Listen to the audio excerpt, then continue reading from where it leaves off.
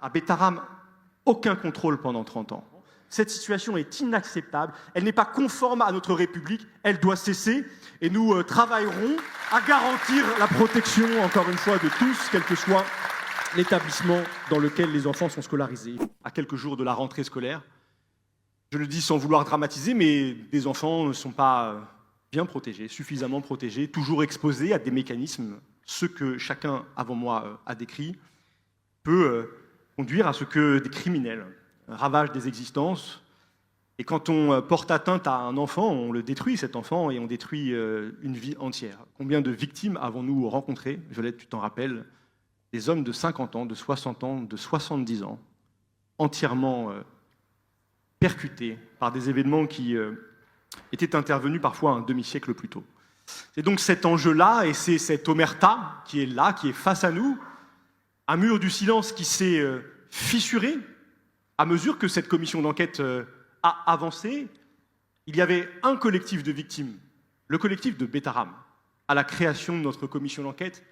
Il y en a aujourd'hui plus de 80 à travers le pays, et d'autres se constituent, vont se constituer, doivent se constituer. Je veux saluer les victimes, leur force, leur courage, et ce mouvement très profond dans la société de notre pays qui est en train de, j'espère, de la transformer, mouvement auquel, comme parlementaires, comme représentants du peuple, nous voulons concourir.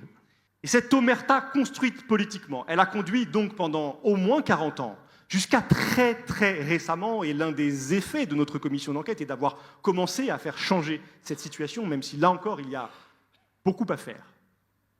Cette omerta politiquement construite autour de cette accusation en guerre scolaire a conduit pendant 40 ans à ce que ces établissements privés sous contrat ne soient jamais contrôlés, jamais visités par des inspecteurs de l'éducation nationale qui pourtant en ont la charge, en ont la compétence, en ont les prérogatives, la loi le prévoit.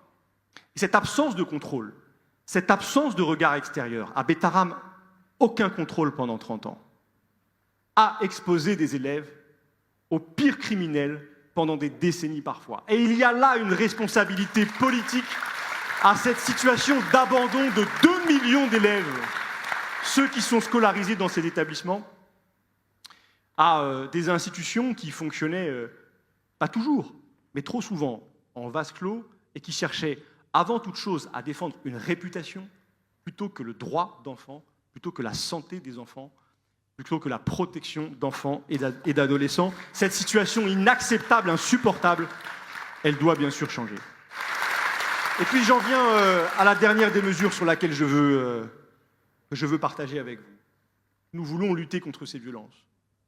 Et je le dis sans polémique, mais parce qu'elles se concentrent dans les établissements privés sous contrat pour tout un tas de raisons que nous pourrions développer.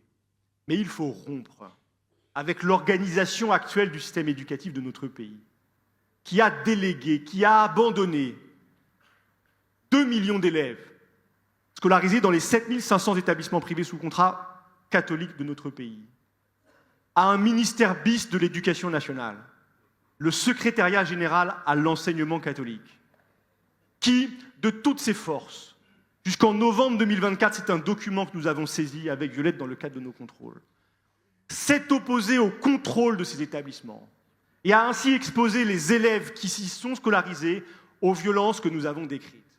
Cette situation est inacceptable. Il est inacceptable que ce qui est décrit dans certaines notes de cabinet ministériel comme un lobby organise la scolarité de 2 millions d'élèves, empêche le contrôle, empêche l'application de la loi commune, empêche la protection d'enfants et d'adolescents, que cette situation perdure plus encore lorsque ces établissements sont financés massivement par l'argent de tous les Français, 12 à 15 milliards d'euros par an d'argent public qui finance des établissements qui échappent aujourd'hui au contrôle et à la règle commune. Il doit y avoir, de ce point de vue-là, un retour à l'esprit de la loi, y compris parce que cette situation ne la respecte pas, ne respecte pas une loi fondatrice de l'enseignement privé en France, la loi Debré.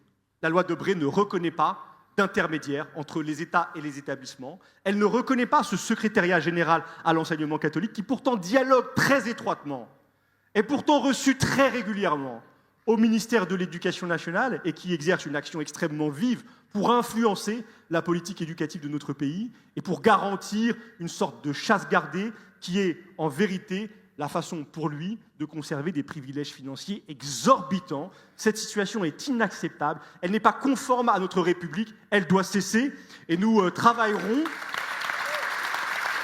à garantir la protection, encore une fois, de tous, quel que soit l'établissement dans lequel les enfants sont scolarisés.